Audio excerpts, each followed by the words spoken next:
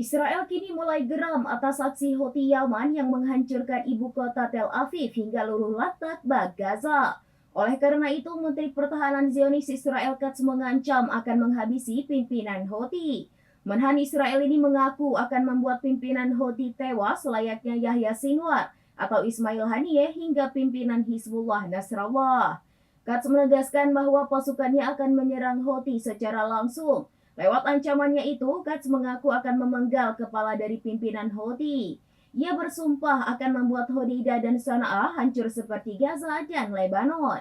Pernyataan Katz ini ia sampaikan di sebuah acara di Kementerian Pertahanan. Namun secara tidak langsung, pernyataan itu menandai pengakuan publik pertama bahwa Israel berada di balik pembunuhan Haniyeh pada akhir Juli di ibu kota Iran. Padahal sebelumnya melansir Tribun News pada Rabu 25 Desember 2024, Israel tak pernah mengaku membunuh Haniyeh. Diketahui rudal balistik kembali dihancurkan oleh Yaman dan menyasar wilayah Tel Aviv, Israel. Akibat serangan tersebut, 16 warga Israel terluka dan kebakaran besar menghantam Tel Aviv. Houthi menegaskan bahwa serangan dengan rudal balistik Palestina II ini menghantam wilayah Jaffa yang diduduki, tepat di sebelah selatan kota pesisir tersebut. Juru bicara Houthi Yahya Saree menegaskan bahwa serangan itu secara akurat mengenai sistem pertahanan Israel.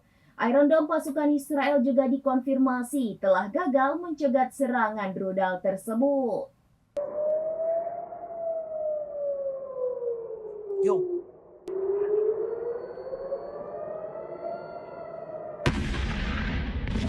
Demikian informasi terkini Syederalun. Saksikan terus informasi lainnya. Jangan lupa like dan share seluruh akun serambinews.com.